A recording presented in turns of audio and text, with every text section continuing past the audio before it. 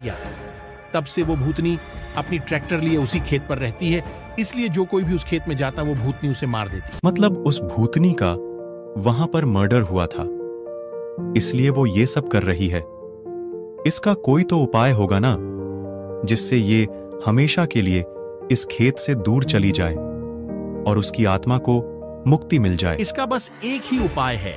जिस जमींदार ने उसकी हत्या की थी, उस जमींदार को उस खेत के पास लेते जाओ, फिर वो भूतनी जैसे ही अपना बदला पूरा करेगी, वो खुद बाखुद यहां से हमेशा के लिए चली जाएगी और उसकी आत्मा को मुक्ति मिल जाएगी। इस खेत के बारे में तो पूरे गांव में खौफ है। वो जमींदार ये जानते हुए भी उस खेत में क्यों जाएगा? ऐसे में तो उसे खेत में ले जाना बहुत मुश्किल है। अब आप ही कुछ उपाय बताइए जिससे वो उस खेत के पास जाने के लिए तैयार हो जाए। मैं तुम्हें एक मंत्र देता हूं, उस मंत्र को जैसे ही तुम सेठ के पास जाकर बोलोगे, वो तुम्हारे बस में हो जाएगा।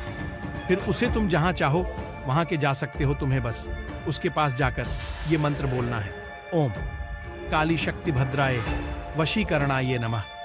इस मंत्र को तुम जैसे ही बोलोगे, तुम्हारा आधा काम हो जाएगा, बाकी का आधा काम वो भूतनी कर लेगी। उसके बाद रामू जमींदार को ढूंढने निकल लेता।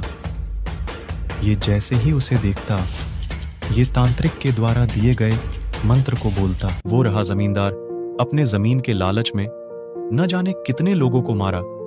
उसके वजह से आज कितने बेकसूर लोगों की जान जा रही है, और ये यहां पर चैन से बैठा है। मैं जल्द ही उस मंत्र को बोलता हूं ताकि ये मेरे बस में आ जाए और मैं इसे ट्रैक्टर वाली भूतनी के पास ले जा सकूं। ओम काली शक्ति भद्राय वशीकरणाय।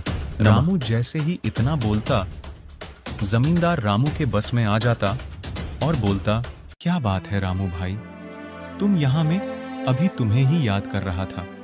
बोलो मैं तुम्हारी क्या सेवा करूं? भाई तुम्हें जमीन का बहुत शौक है, चलो मैं तुम्हारे लिए ऐसी जमीन लेकर आया हूं जिसे देखते ही तुम पागल हो जाओगे। क्या सच में ऐसी शानदार जमीन है? तुम बोल रहे हो तो बढ़िया ही होगा। चलो बिना किसी देरी के उसे देखने चलते हैं, फिर वही उस जमीन को खरीद लेंगे। इतना बोलकर सेठ रामू के पीछे उस जमीन के पास लेकर जाने लगता जहां उसकी मौत उसके इंतजार कर रही होती है। ये जैसे ही खेत के पास जाते, तभी सेठ बोलता, अरे वाह भाई, तुमने क्या खेत दिखाया है। इसे देख के तो मेरा दिमाग ही फ्रेश हो गया। तुमने तो मेरा दिन बना दिया।